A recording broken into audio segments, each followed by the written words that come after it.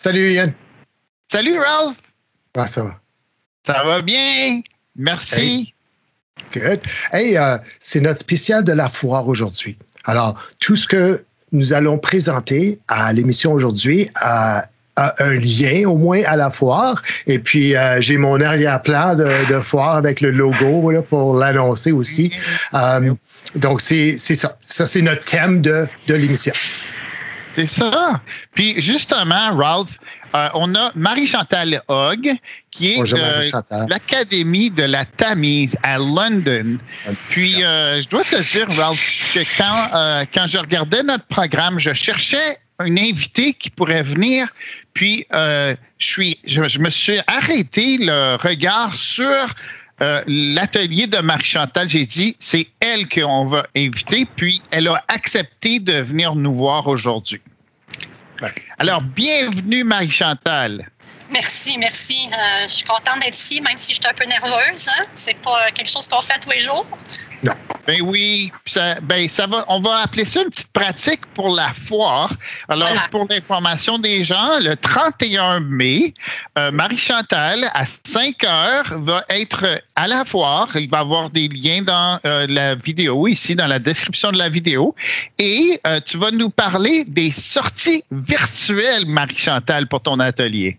Oui, et je suis contente d'avoir l'occasion de partager ce que j'ai trouvé. L'année passée, hein, c'était notre première expérience en ligne.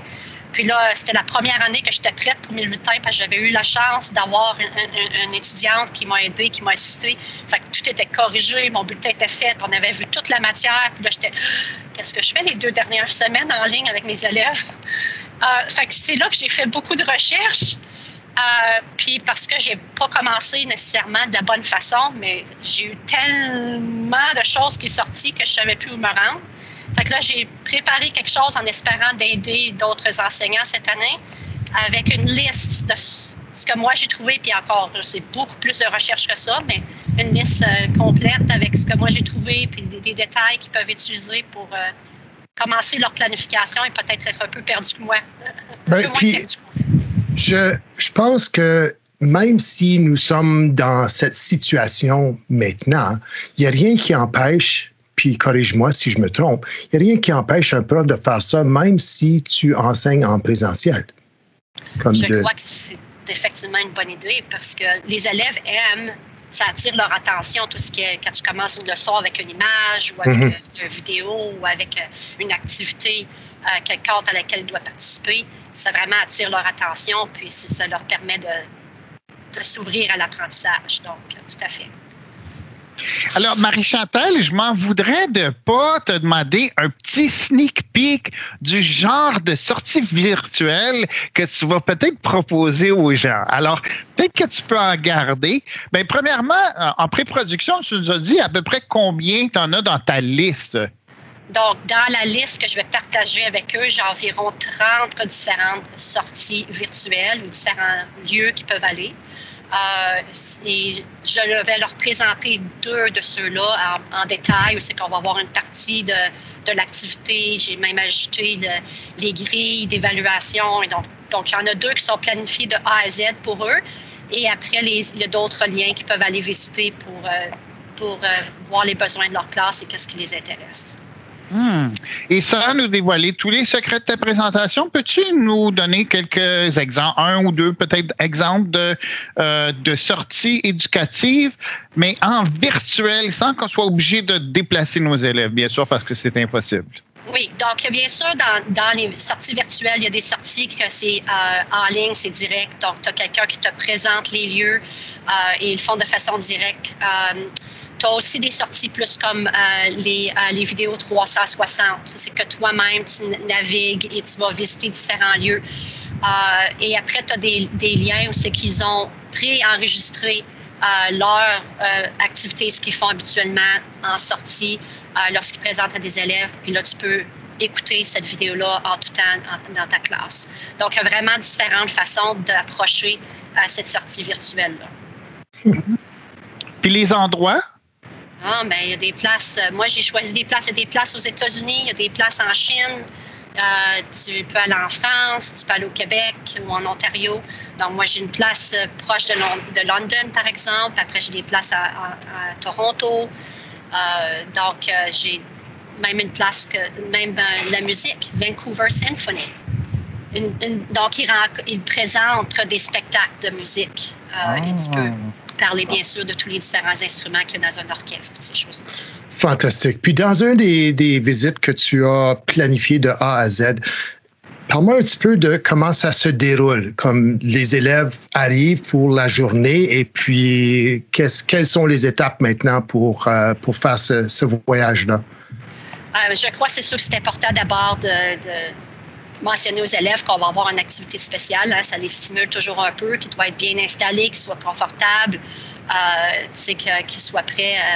Si c'est même dépendant de la durée de ton vidéo, tu peux aussi décider de les inviter d'avoir une collation pendant ce temps-là, des choses comme ça. Okay.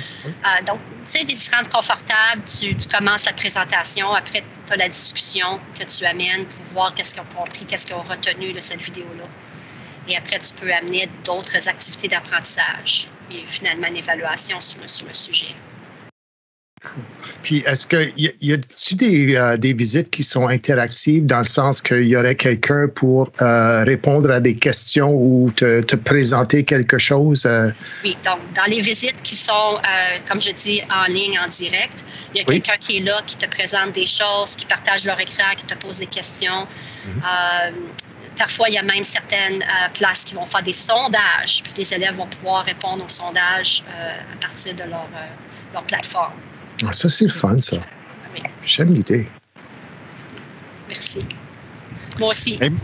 Marie-Chantal, vraiment merci d'être venue nous donner un petit aperçu et on a bien hâte de voir ta présentation le 31 mai à 5 heures et il y a une autre présentation aussi à 7 heures. Alors, les ateliers sont donnés 2 fois et dans ton cas, c'est à 5 heures et à 7 heures le 31 mai. Alors, merci d'être une présentatrice à la Foire IP21 et merci d'avoir été là à Indicatif Présent aujourd'hui. Ça me fait plaisir. Je vous souhaite une bonne fin de journée. Oui, toi aussi. Okay. Au revoir. Salut Marie-Chantal. Au revoir. Bye-bye. Oui, puis comme tu mentionnes, Ian, à la foire, toutes les présentations se donnent plus qu'une fois pour donner la chance aux gens de voir beaucoup plus de contenu. Parce que des fois, s'il y a 2 ateliers qui les intéressent et les 2 se donnent en même temps, mais là, il faut qu'ils choisissent entre un et l'autre. Tandis que de cette façon, ils peuvent choisir le premier atelier pour un des plages horaires et puis choisir l'autre pour un autre plage horaire. Et donc, il y a 3 ateliers, 3 plages par jour de 17h à 18h, de 18h à 19h et de 19h à 20h. Et puis, chaque présentation est donnée 2 fois par les profs. Je voulais te parler d'une présentation particulière qui va avoir lieu. Je sais que des membres de notre équipe, nos collègues, Joanie Girard, Vincent Bénard et Alex Eroff, Alex que tout le monde connaît, vont donner une formation au sujet de la réalité virtuelle en classe. Alors, moi, j'ai joué avec ça pendant la fin de semaine et je me suis créé un petit espace d'apprentissage là, pour travailler dans des sous-groupes. Parce que, tu sais, en pandémie, on est toujours assis, on est devant un ordi, mais les élèves, ils n'ont pas la chance de bouger. Donc, voici un exemple. C'est fait avec le logiciel Frame qui est en ligne et c'est gratuit. Et ce que j'ai fait avec l'espace qui était vide, je l'ai meublé avec différentes pancartes, avec des présentations. Et puis ici, dans la petite salle que je t'ai fait visiter hier, là, j'étais tellement excité de te montrer ça. Alors ici, on voit qu'il y a différentes stations et c'est l'équivalent de centres d'apprentissage. Donc, tu peux avoir des groupes d'élèves dans ces différentes zones et quand tu entres à l'intérieur d'une zone, tu vois la ligne pointillée bleue. Ça indique que ça, c'est c'est une section fermée. Donc, quand les élèves entrent dans cette partie bleue, ils sont à l'intérieur, ils peuvent s'entendre, mais ils ne peuvent pas entendre qu'est-ce qui se passe en dehors de cette ligne-là. Alors, c'est vraiment des petites zones tranquilles où 2 ou 3 élèves peuvent jaser ensemble au sujet de ce qu'on leur a demandé de faire, si on leur donne des sujets de discussion ou peu importe. Et moi, comme prof, ce qui est super intéressant, c'est que je peux tout voir les groupes en même temps. Donc, je vais savoir où sont les élèves, est-ce qu'ils sont dans leur groupe ou pas dans leur groupe. Et puis, à n'importe quel moment, si je veux entrer dans une des zones, là, je peux jaser avec eux autres, puis je peux leur poser des questions, demander comment ça va et tout ça. Et l'autre outil de gestion que je trouve génial, c'est le mégaphone que tu as ici. Alors, il y a comme un haut-parleur et si je clique là-dessus, je peux faire une annonce à tous mes élèves en même temps, qu'ils soient dans la zone tranquille ou qu'ils soient dans le milieu ici où tout le monde peut s'entendre, mais tout le monde peut m'entendre en même temps. Et de l'autre côté, quand c'est terminé, je peux retourner, disons, dans notre point de départ ici, dans le rez-de-chaussée, et je peux cliquer ici pour tout amener les élèves vers moi. Ça dit « Gather to me ». Alors, quand je clique là-dessus, ben, je vais les avertir que ça s'en vient, là, comme vous avez un autre 2-3 minutes pour finir votre discussion, puis là, je vous ramène en grand groupe pour faire un partage. Mais je clique sur « Gather to me » et pouf, tous les élèves sont devant moi maintenant. Ils ont chacun un petit avatar qui les représente avec leur nom par-dessus, puis c'est super le fun. Puis, tu sais, pour les élèves, c'est quelque chose de différent. Et je trouve que, en plus d'être intéressant, l'autre chose que ça donne, c'est que tu peux te diviser en sous-groupes sans être vraiment à part. Parce que je sais que oui, il y a des sous-groupes dans Teams, mais moi, comme prof, je peux pas voir et entendre qu'est-ce qui se passe dans tous les groupes en même temps. Ouais. Et il me semble que la gestion serait meilleure si je pouvais juste visiter les différents groupes, mais voir que, OK, ils sont à la tâche ou ils sont pas à la tâche. Il y a un élève qui est pas dans son groupe maintenant, il est parti voir autre chose. Alors, c'est le fun. Oui, absolument. Mais je pense que ça répond justement à la préoccupation que les profs ont des sous-groupes, hein? Parce que souvent, ce qu'on entend d'eux autres, c'est que les sous-groupes, c'est difficile parce que tu peux pas être partout en même temps. Mais là, tu peux être partout en même temps. Oui, effectivement. Même si c'est dans le virtuel, là, mais oui. Oui, ben merci pour la démonstration là, de frame.io, comme on voit à l'écran. Et on passe à la troisième chose. Ralph, tu as utilisé ThingLink pour monter tout le programme de la foire IP dans une seule page. Puis, quand j'ai vu ça, moi, j'ai dit, premièrement, je t'ai félicité. La première chose que j'ai fait, c'est que je t'ai félicité pour cette merveilleuse idée. Puis après ça, on est allé l'examiner. Puis je pensais qu'on pourrait faire un petit survol de notre programme de la foire. Puis en même temps, les gens vont pouvoir voir et être orientés à savoir comment ils peuvent se retrouver pour la foire. Exactement. Merci, Anne. Puis l'adresse est là. Ça, c'est un lien Bitly qui fonctionne pour toujours, là. Donc, c'est un lien qu'on peut même utiliser pour la foire l'année prochaine si on veut. Alors, c'est un document que j'ai créé avec Word, avec des colonnes et tout ça. Mais ce qui est intéressant, c'est que sur le site de ThingLink, il y a des possibilités de mettre des petits items par-dessus un dessin. Normalement, c'est ce qu'on fait. On a une photo d'un endroit ou d'un objet quelconque, et puis là, on peut étiqueter à différents endroits dans la photo. Et ces étiquettes-là peuvent nous amener à lire plus d'informations. Ça peut être un lien qui nous amène à un site web.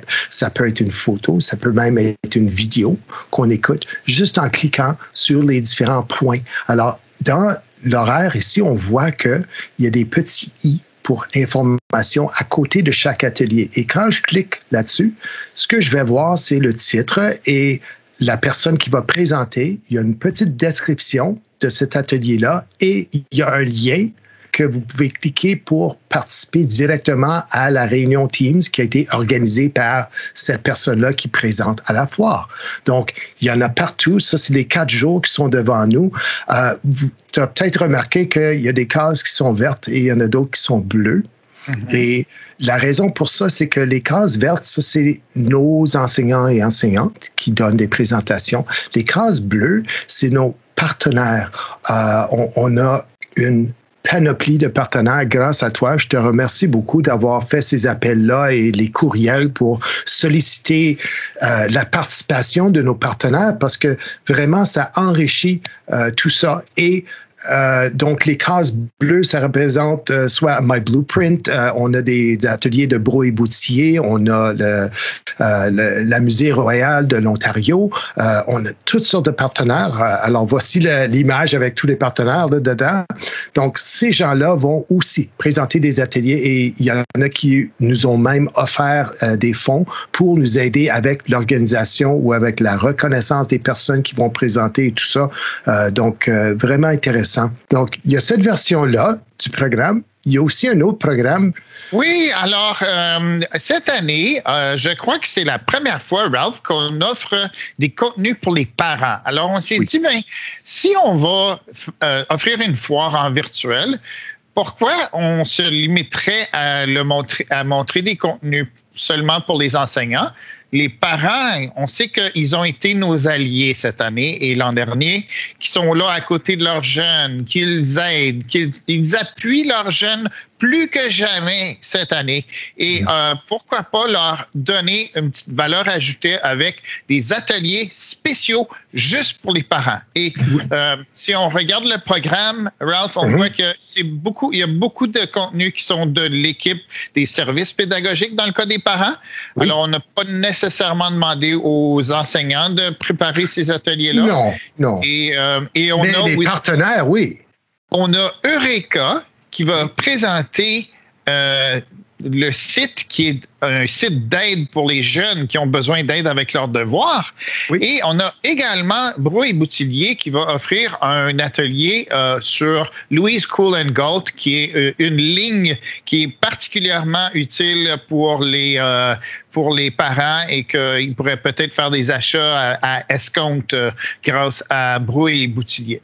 Oui. Alors, ça, c'est 2 des ateliers qui vont être présentés aux parents partenaires. Dernière nouveauté là, en préparation pour l'événement qui a lieu, la foire IP a lieu dans 9 jours. Savais-tu ça, Ralph? Wow! C'est proche, ça. Donc, c'est ça, le 31 mai, le 1er, le 2 et le 3 juin, tout dans la même semaine. Pour ceux qui ont déjà assisté à la foire en personne, quand on a fait ça au centre de formation à Brampton, à un moment donné, on l'a fait au Holiday Inn à Burlington aussi, vous ne serez pas déçus parce que toute l'activité et toute la panoplie de choix que vous avez pour apprendre des nouvelles choses, tout est là. La valeur ajoutée cette année, c'est que en plus d'avoir des participants de notre conseil, n'importe qui a ces liens-là, qui peut mettre la main sur le programme, peut venir et assister aux ateliers, puis apprendre des choses, puis contribuer à leur perfectionnement professionnel. Donc, on invite les gens des autres conseils francophones en Ontario, des autres gens qui sont francophones comme partout, parce que vraiment, c'est grand ouvert, puis ça nous coûte absolument rien pour faire ça. Oui. Mais c'est une opportunité. Oui, puis on a pris cette décision-là de façon intentionnée. Au début, on se disait, peut-être qu'on devrait faire une inscription, mais on a dit, pourquoi faire une inscription? On veut offrir ça. C'est comme notre cadeau pour la communauté pédagogique et les parents qui voudraient assister à notre bel événement de 4 jours, Ralph. Justement. On se reverra la semaine prochaine, même heure, même endroit. Et puis, c'est ça. Bonne fin de semaine, Ian. Merci, Ralph. Bonne fin de semaine. Salut tout le monde. Au revoir.